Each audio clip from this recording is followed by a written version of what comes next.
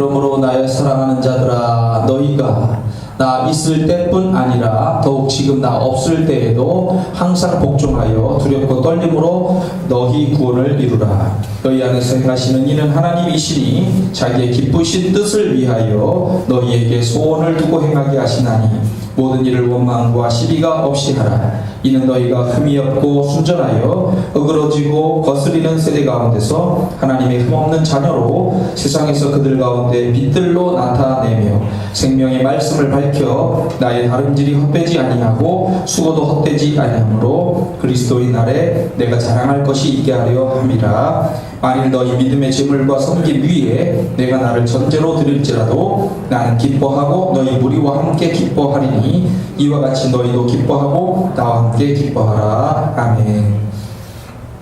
자, 오늘 말씀 제목은 항상 복종하여 두렵고 떨림으로 너희 구원을 이루라 하는 제목으로 말씀드리는데, 제가 감기 기운이 있기 때문에 혹시 목소리가 조금 안 좋게 들리더라도 이해해 주시기를 바랍니다. 자, 지난주에 1절부터 11절까지 말씀을 드렸습니다. 지난주 말씀에서 우리가 해야 될 자세가 있다는 거죠. 자세는 뭐냐? 마음을 같이 해야 된다. 같은 사랑을 가지고 뜻을 합하는 교회가 이래야 된다는 거예요. 한 마음을 품어라. 그리고 겸손한 마음, 예수 그리스도의 모습을 닮은 겸손한 마음으로 각각 자기보다 남을 낮게 여기고 자기 일을 돌아볼 뿐더러 각각 다른 사람의 일을 돌아보라 라고 이렇게 했습니다. 이게 쉬운 문제가 아니에요. 왜냐하면 귀족이 있고 자유인이 있고 노예가 있잖아요. 노예를 어떻게 나보다 더 귀하게 여기고 나보다 더 높이 보냐고. 근데 그렇게 해라는 거예요. 어려운 숙제가 되기도 하는데, 겸손으로 예수님의 모습 겸손으로 하나가 되어서 너희들이 살아야 된다라고 새로운 윤리적인 말씀을 해주시고 있는 거죠. 자, 이제 오늘 말씀에서는 이렇게 살아야 되는 성도들이 꾸준히 계속해서 영적으로 성장해 가도록 지금 말씀하고 있는 내용입니다. 자, 영적 성장을 우리가 이루기 위해서는 내부적으로 그리고 외부적으로 세상이 어떻게 돌아가는지도 알아야 됩니다. 세상의 방식이 아니라 믿음의 방식을 선택하도록 해야 되는데, 제가 세상적인 얘기를 좀 먼저 하면서 말씀을 드리도록 하겠습니다. 우리가 매일 생각하고 그리고 결단을 하고 합니다. 옷을 입을 때도 무엇을 입을까 이렇게 생각하면서 입잖아요. 근데 정치, 경제, 매스컴의 영향을 우리가 계속해서 받고 있습니다. 자, 사람들에게 만약에 피아노를 사게 하려고 한다면 여러분 어떻게 하시겠어요? 자, 어떤 사람에게 피아노를 팔려고 해요. 그 피아노가 좋다고 피아노에 대한 이야기만 계속 늘어놓겠습니까? 근데 매스컴을 보면은 이제 옛날에는 그랬어요. 그런데 지금은 그렇게 하지 않습니다. 피아노에 대해서 얘기를 하지 않아요. 피아노를 아예 피아노 피자도 말하지 않아요.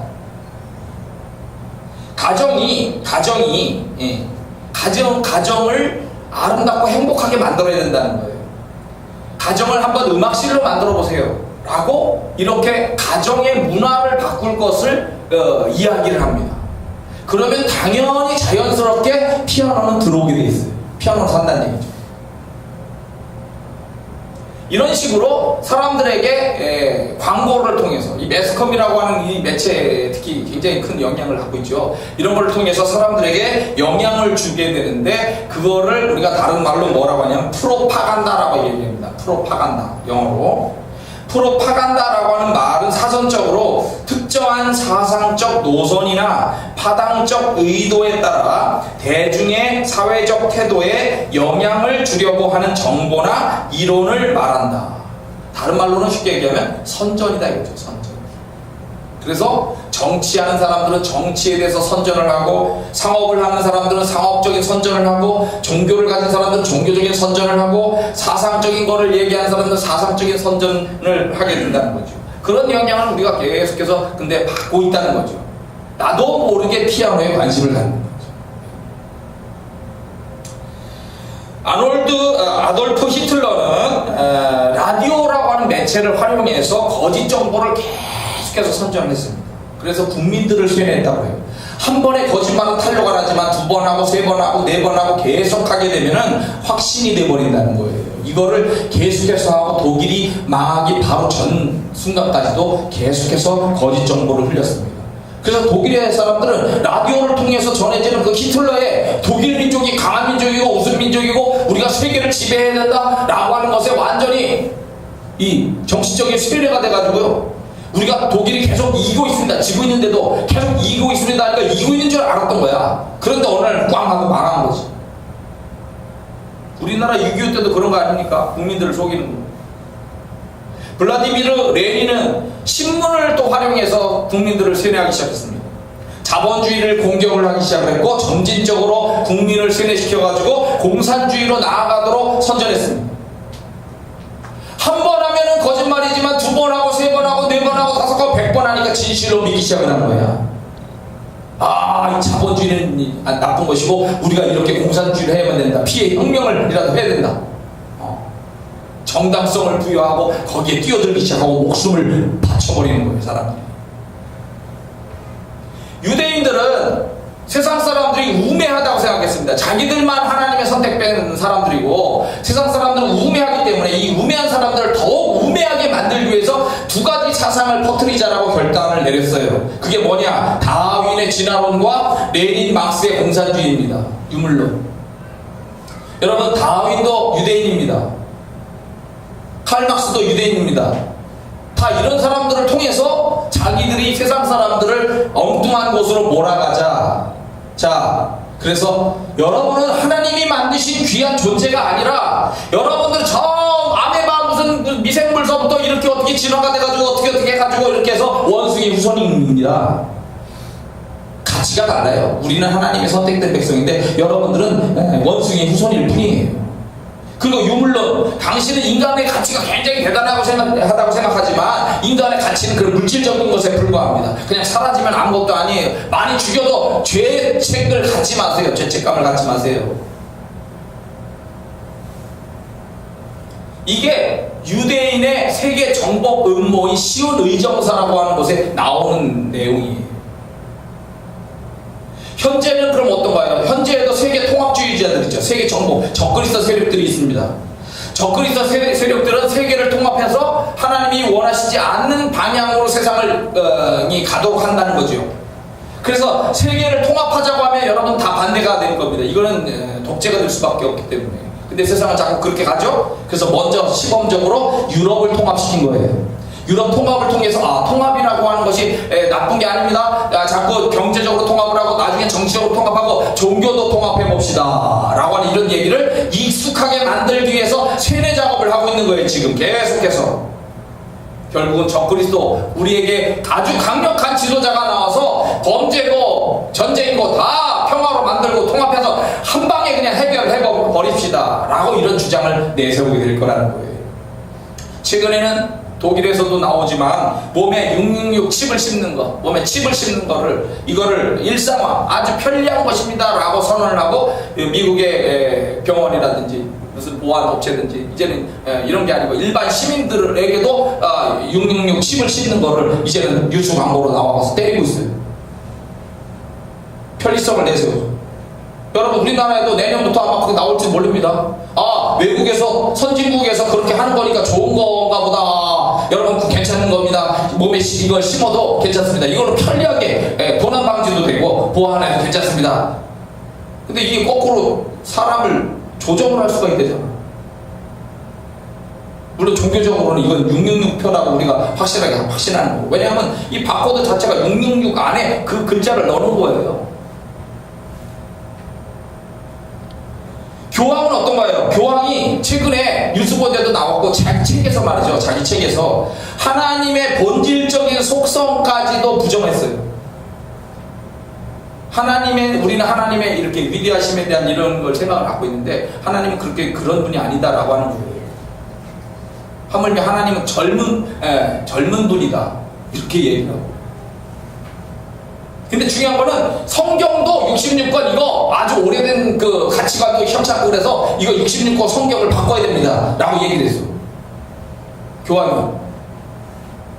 그래서 천주교 신학자들이 교황을 이단 혐의로 고소까지 한 상태예요 지금. 또 여러 이단들을 우리가 주변에서 보지만 교회를 파괴하고 말씀을 왜곡하고 거짓된 정보로 수많은 사람들을 흔들고 유인물을 뿌리고 데모하면서 흔들기를 현혹되는 거예요. 한 번 듣고, 두 번 듣고, 세 번 듣고, 아, 그러다 보니까 뭔가 거기에 진리가 있는가 보다. 사람을 세뇌시키고 사람들을 변화시켜 나가는 거죠. 근데 거기에 속지 말아야 된다는 거죠. 적그리스도 세력의 하나인 프리메이슨, 아주 핵심적인 세계 적그리스도 세력 중에 하나죠. 이 프리메이슨의 정신적인 지주가 됐던 엘버트 파이크라고 하는 사람은 세계 정부, NWO라고 해요. 새로운 세계 질서, 그래서 단일된 통합된 세계 질서, 이 단일 정부를 만들기 위해서 세계의 주의를 퍼뜨려야 된다라고 얘기했어요. 뭐냐? 파괴주의, 그 다음에 물질주의, 강요주의, 이 세 가지를 가지고 사람들을 세뇌시켜라 라고 그랬습니다. 그 뭐냐? 파괴주의라고 하는 것은 뭐냐면 자꾸 전쟁을 일으켜야 된다는 거예요. 전쟁, 전염병을 자꾸 일으켜야 된다는 거죠. 예? 우리나라도 외국에서 상당히 문제가 되는데, 하늘에서 이 캠트레일이라고 해서 비행기에서 자꾸 이상한 유독물질을 뿌린다는 거예요.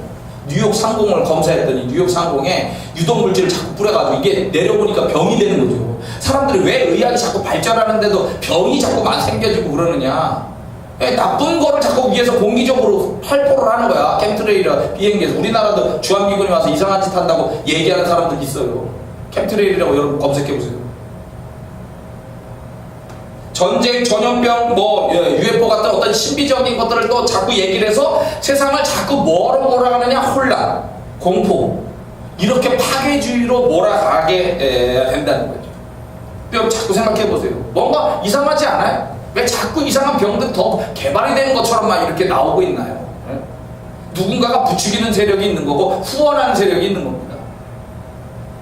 그리고 강요주의는 뭐냐면 사람들을 자꾸 빚더미에 올라앉게 만들어라는 거예요. 해결할 수 없는 문제에 봉착하게 만들어라는 얘기입니다. 결국은 민중들이 엘리트, 누군가 지도자, 강력한 지도자가 나와서 이 문제를 해결하게끔 만들 심리적 그런 생각을 갖도록 만들어라는 거예요. 이상하죠? 자, 갈수록 빈부격차가 심해진다고 뉴스 보도는 계속 매스컴 얘기합니다.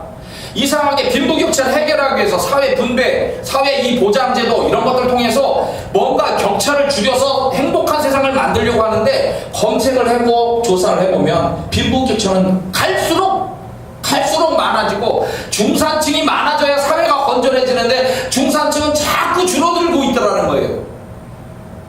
중산층을 붕괴시켜라. 노조 활동이 건강하게 운영되지 못하도록 왜곡시켜라. 그럼 이상하게 사회가 자꾸 불안해지는 요소가 생기는 겁니다. 그리고 사람들을 물질적인 것에 자꾸 빠지게 해서 타락시켜라. 물질주의. 살인과 폭력이 아주 일상화된 세상이에요. 그것도 더 끔찍해져 가고 있습니다. 아무것도 아니고 기분 나쁘게 쳐다봤다고.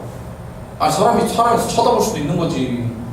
근데 그걸 삐딱하게 보는 그 사람의 악한 심령과 자세가 문제인 거 아닙니까? 응? 이렇게 해서 그들의 목표가 쉽게 이루어질 거라고 적그리스도 세력들은 얘기를 한다는 거예요. 세상을 보세요. 어떻게 가고 있는지. 이 사람들 얘기하고 그렇게 부추기고 뒤에서 돈 밀어주면서 무기 사주고 이 세력은 그대로 가는 거예요.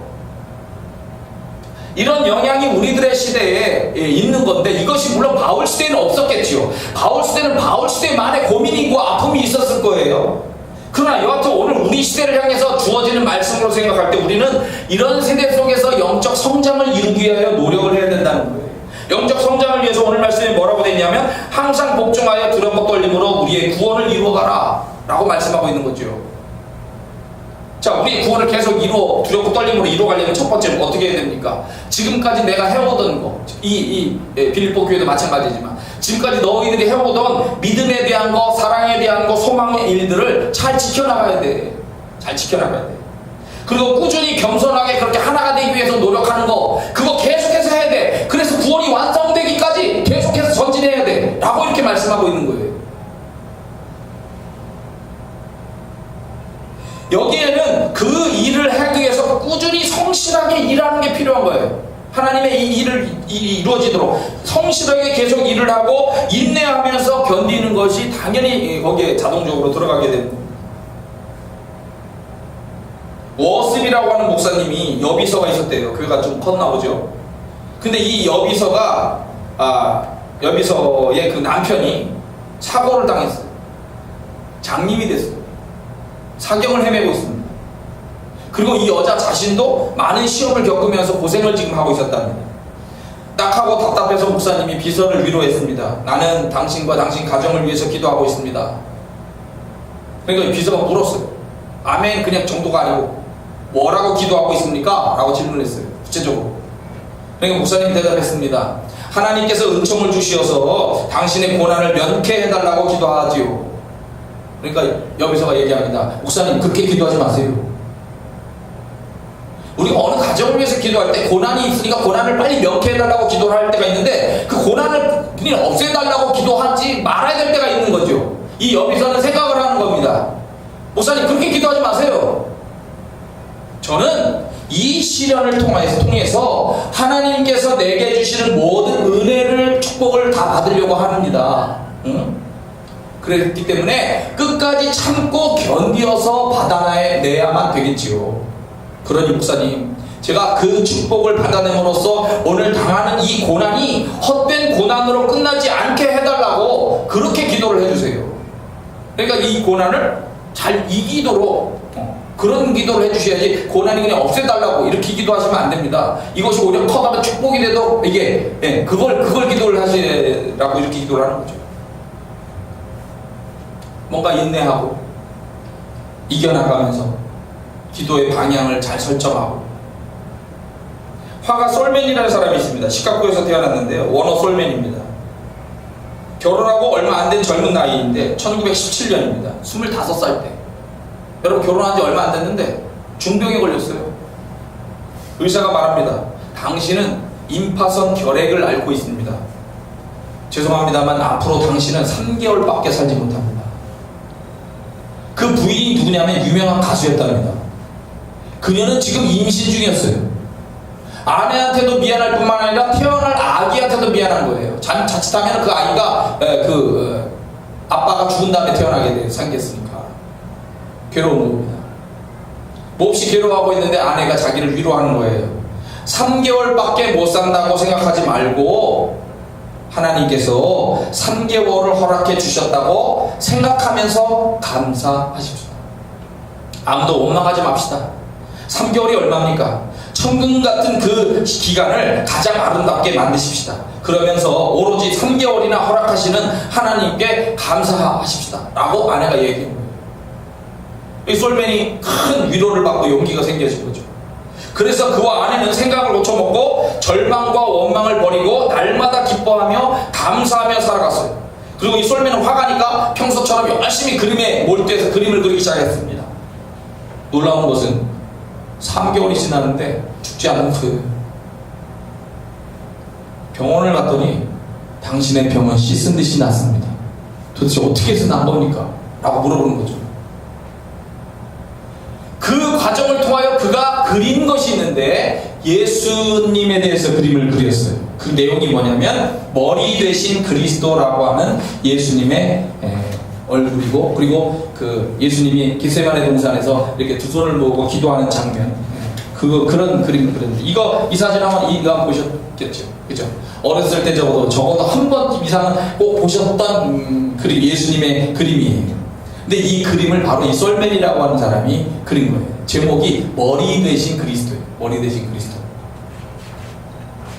보통 사람들은 그 당시에 예수님에 대해서 그림을 그릴 때 자비하신 분이다, 고난당하시는 어떤 장면이다, 이런 것만을 이렇게 많이 그렸는데 이분은 이 머리 대신 그리스도나 이 그리스도에 대해서 그리면서 지도력이 있고 강인한 인간성을 가진 분으로 이렇게 묘사를 하면서 그렸다는 거예요. 이 모습을 보면 평안함도 있지만 좀 강인해 보이는 느낌이 좀 있겠죠, 그죠? 이 그림이 유명해가지고요, 1940년대에 만 500만 부 이상이 인쇄되고 많은 곳에 이렇게 팔려나간 거죠. 걸려있고. 그리고 저도 어릴 때 크면서 저희 집에도 이게 있었어요. 영적 성장을 위해서 지금까지 해오던 것을 계속 잘 먼저 해나가야 된다는 거예요. 그다음 두 번째, 영적 성장을 위해서 항상 복종하여 두렵고 떨림으로 너희 구원을 이뤄나가라 라고 하는데, 하나님을 경외하고 의지하면서 하나님의 계획과 명령에 순종하며 가야 된다는 거예요. 그게 여기 오늘 말씀에는 하나님의 기쁘신 뜻을 따르라 라고 하는 말씀으로 되어 있습니다. 하나님이 기쁘신 뜻을 따라서 그렇게 계속 전진하라는 얘기예요. 제가 신학교 때 감동을 줬던 책 중에 엔도 슈샤코의 침묵이라는 책이 있습니다. 지금도 생각 읽었던 그 마음에 찌릿찌릿했던 그 생각이 지금도 납니다. 자, 이 침묵이라고 하는 책의 내용은 이렇습니다. 일본에서 선교를 이제 떠났어요. 예수님을 알지 못하던 사람들에게 크리스토퍼 페레라라고 하는 그 신부가, 아주 유명한 신부가 자기 노년을 편안하게 살지 않고 선교하다가 죽겠다라고 생각하고 간 거죠. 그런데 일본의 도쿠가와 정부가 이 선교사를 잡아가지고, 신부를 잡아가지고 고문을 했는데 이 신부가 글쎄 배교했다라고 하는 소식이 들린 거예요. 우리가 가장 존경하고 따르고 싶었던 그 스승이 어떻게 해서 그들에게 가서 배교를 했단 말인가? 믿어지지 않는 3명의 제자가, 신부가 마음의 결단을 하고 우리가 가서 확인하겠다라고 해서 출발을 해 들어갑니다. 생명을 걸고 일본에 잠입해 들어가죠. 그리고 그 중에 한 명의 로드리고 신부가 소설의 주인공으로 나오게 됩니다. 그도 잡혔어요. 다 죽는데 네, 잡혔어요. 잡혀가지고 교활한 일본인들이 후미에라고 하는 후미에 예수님의 상이 새겨진 동판을 나무판에다가 붙여놓은 거를 후미에라고 하는데, 이거를 밟고 지나가고, 예수님의 상을 밟고 지나가고 침 뱉고 이렇게 하면 살려주고, 그렇지 않은 자들은 죽인다, 이렇게 이제 하는 거죠. 당연히 이 로드리고 신부는 그 후미에라고 하는 예수님의 동판에 침을 뱉고 밟고 갈 수가 없는 거죠. 그러면서 자기가 감옥에 갇혀 있는데, 죽음을 기다리고 있는데, 어둠 속에서 예수님을 만나요. 그 예수님과 대화를 나눕니다.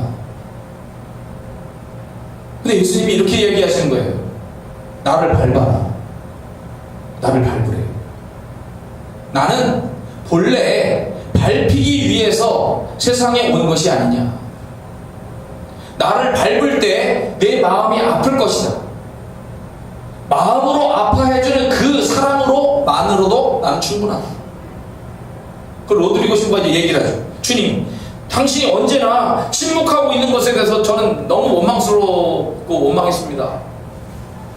예수님이 말씀하죠. 내가 침묵한 것이 아니라 너와 함께 괴로워하고 있었던 것이다. 이 침묵이라고 하는 책은 우리에게 주님의 성화를 정말 밟을 것이냐 말 것이냐 혼돈을 주기도 합니다.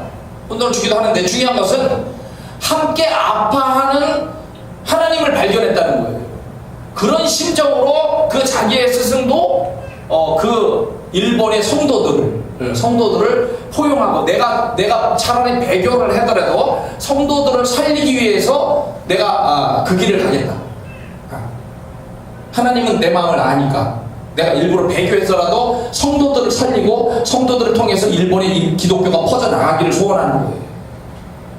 그랬던 스승의 마음을 또 이제 만나게 되는 것을 만나서 알게 되는 거고, 이 로드리고 신부도 그렇게 하면서 중요한 것은 아파하는 하나님을 발견하는 거죠.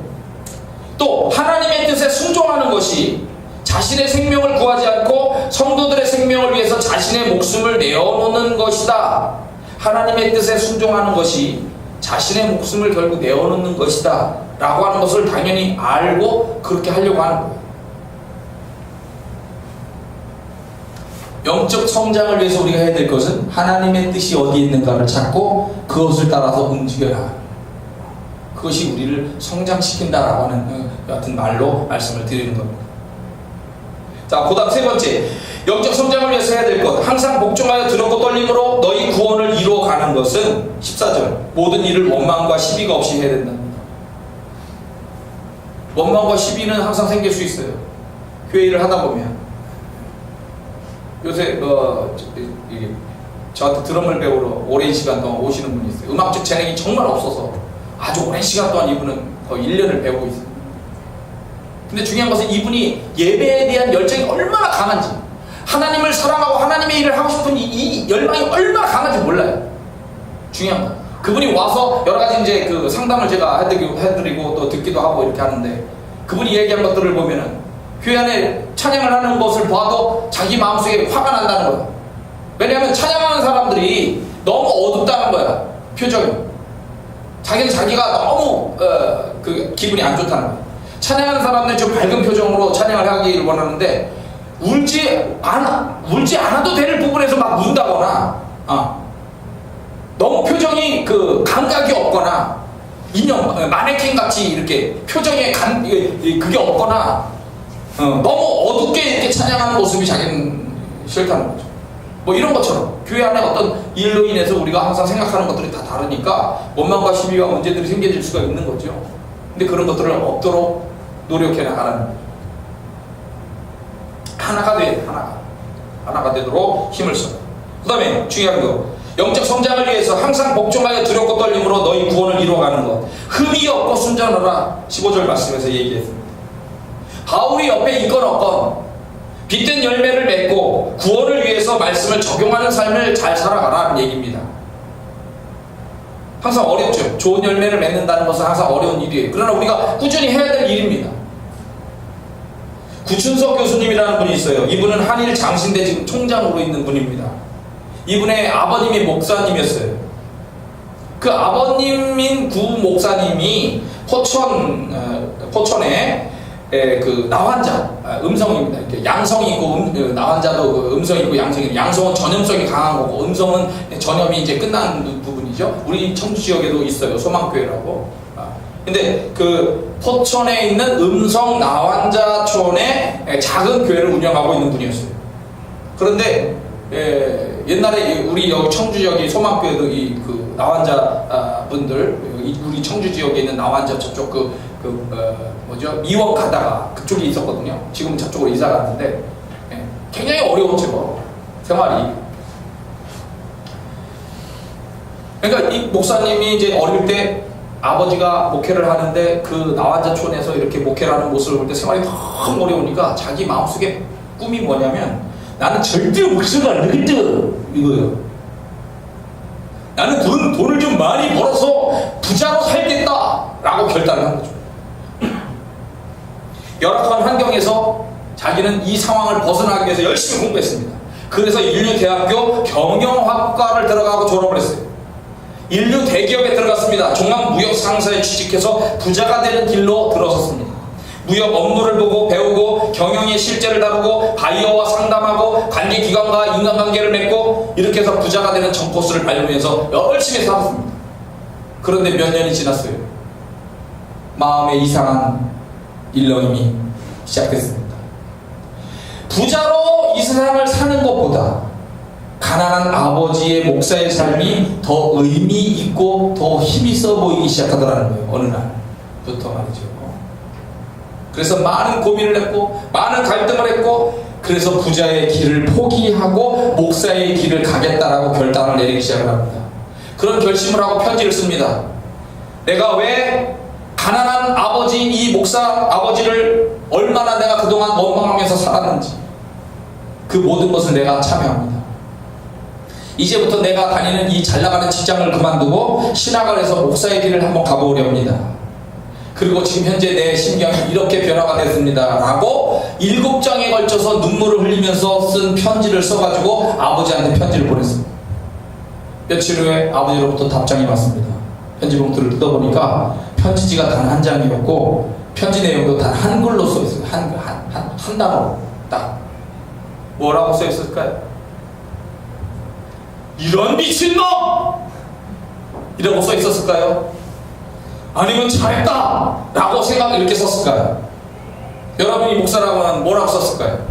우리 아들이 부자의 길을 걷기 위해서 열심히 노력해서 공부하고 그렇게 잘 나가다가 심경이 변화가 일어나가지고 가난한 목사의 길을 다시 걷겠다라고 했는데 여러분 같으면 어떻게 했겠어요? 근데 거기 한 단어가 딱 써있는데 뭐라고 써있냐면 할렐루야.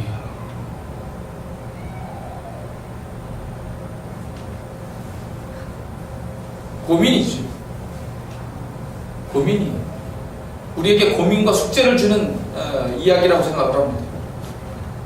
부하게 살 수도 있고요, 가난하게 살 수도 있어요. 중요한 거는 의미 있게 살아야 되죠.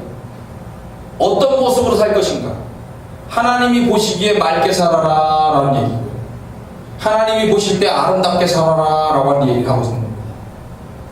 내가 부하게 살 수도 있고 가난하게 살 수도 있죠. 근데 중요한 것은 말고 아름답게 살아라 라고 말씀하고 있는 거죠. 어떤 분은 이야기하기를 학교라고 하는 관점으로 세상을 한번 보자. 학교라고 하는 관점으로 우리 성도들을 한번 평가를 해보자 라고 얘기했을 때 어떤 사람도 하나님의 기준으로 봤을 때 A 학점을 받는 사람은 분명히 없다는 거예요. 나는 나름대로 노력을 해서 아름답게 하려고 노력한다고 하지만 우리가 하나님의 관점이라고 하는 건 하나님은 완전함을 원하시잖아요. 그런 관점으로 보면 우리 모두는 하나님 보실 때 F학점의 사람들이라는 거예요. 낙제 학생인 거죠. 그런데 그분의 피를 의지하고 그분의 은혜를 사모하고 그분의 은혜를 바라보고서 이렇게 나아올 때 그분은 F학점을 바꿔서 A학점이다 라고 바꿔주실 분이다 라고 이렇게 표현을 했어요.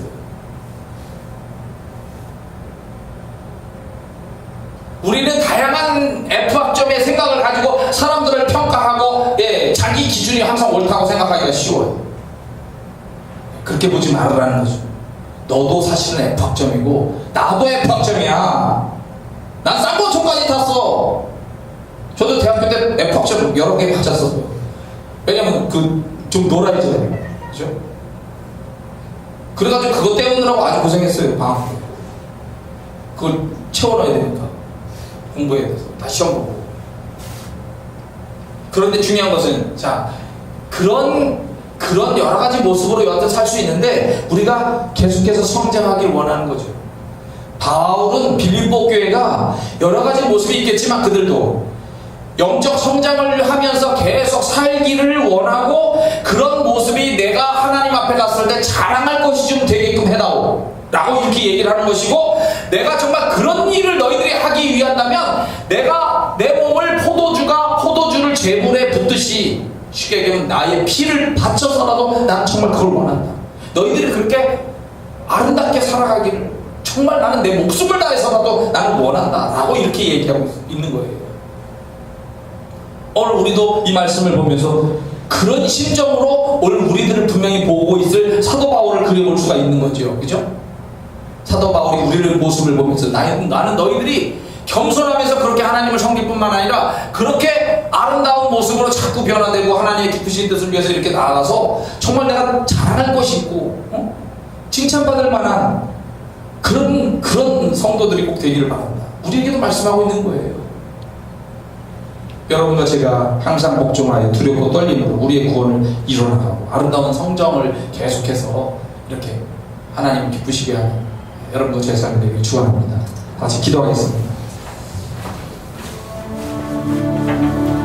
주님, 오늘 말씀을 생각하면서 기도합니다.